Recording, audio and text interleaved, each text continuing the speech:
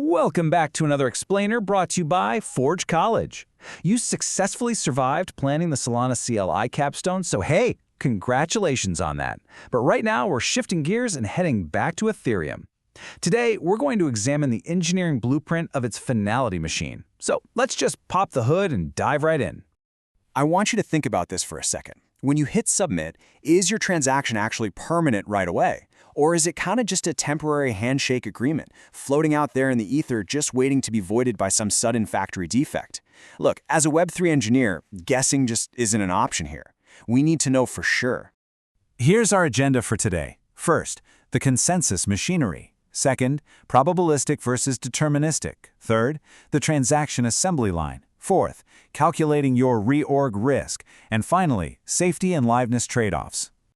Section 1. The consensus machinery.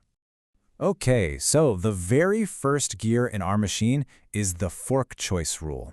You can really think of this as a mechanical switch on a set of train tracks. It's essentially the protocol logic that decides which assembly line to prioritize when two parallel lines or, competing candidate histories suddenly pop up at the exact same time.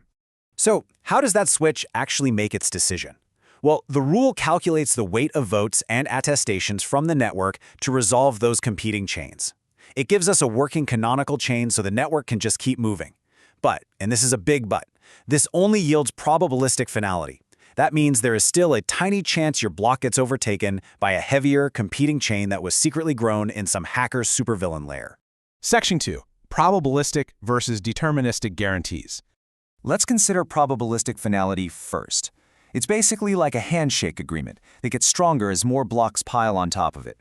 Your risk decays, sure, but it never truly hits zero. On the other hand, we have deterministic finality. This is your steel vault, locked tight by explicit cryptographic hooks. It requires a specific threshold of signatures, and once those are locked in, it is mathematically irreversible.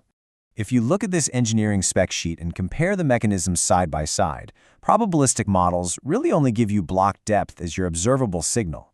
Your risk goes down, but it never fully vanishes.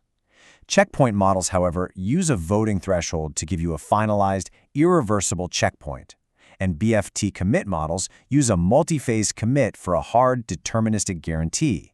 So if you're building a settlement system, you absolutely wait for those explicit finalized signals.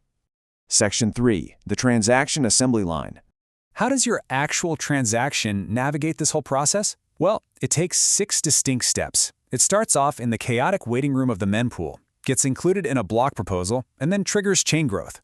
After that, the network gathers attestations, which leads us to step 5, the golden moment of checkpoint finalization. And finally, post-finalization monitoring kicks in to keep an eye on liveness and catch any slashable behavior. Now, you have to be super careful in those early stages because of pipeline fragility. In the mempool, you have absolutely zero guarantees. None. Even block conclusion is just a fragile initial commitment. Yes, during chain growth, you can start nervously counting your confirmations, but the risk is totally still there. Just because your transaction is sitting visibly on the conveyor belt, that doesn't mean a heavier competing block won't just bump it off into the abyss. But once the network's validators step up, cast their threshold votes, and lock in a checkpoint, the entire game changes. This is the final lock-in. The quorum finalizes earlier states, and your reorganization probability instantly drops to negligible levels. The action you should take at this exact point? Stop obsessively counting confirmations. The steel vault is officially closed for business. Section 4. Calculating your reorg risk. So, how do we, as developers, actually measure this risk in our own monitoring scripts? You can whip up a simple Python blueprint. You just query an RPC node for the latest head block, compute the confirmation depth difference, and then apply a probabilistic mathematical model. From there, you map that output to whatever risk level is acceptable for your app so you don't accidentally send funds into the void.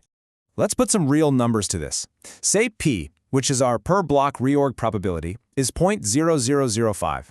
If we assume this tiny little chance of a factory defect, like a 0.05% chance of a single block reorganizing based on historical telemetry, we can actually calculate our cumulative risk over time. By plugging that defect probability right into this mathematical formula, 1 minus the probability of safety to the power of your confirmations, you get a really brilliant back-of-the-envelope estimate of your transaction safety. If you surface this in your dashboards, you can actually make informed, automated decisions instead of just crossing your fingers and guessing. Section 5. Safety and liveness trade-offs. Operating this massive Ethereum factory is basically a perpetual tug-of-war. Pushing too hard for immediate safety, requiring strict consistency across the board, might completely stall the factory if validators decide to take a collective coffee break. But on the flip side, favoring continuous liveness, meaning you keep the chain growing no matter what, well, that increases your risk of temporary reorganizations. The protocol design has to constantly balance these opposing forces. Honestly, if you take exactly one golden rule away from this entire blueprint, let it be this. Never ever confuse a block that's just sitting visibly on the belt with one that has been permanently sealed by the protocol. Observable block depth, that's just probabilistic safety. You need an explicit finalization signal for true, undeniable protocol-level commitment. This explainer was proudly created by Forge College. Please do yourself a favor and visit forge.college to continue mastering Web3 engineering, access more tools, and dive into our advanced courses. And hey, as you start integrating these concepts into your own builds, I want you to ask yourself one final question. What really happens to these so-called permanent guarantees when a massive network partition suddenly turns the factory lights out? Think about that for a bit, and I will see you in the next one.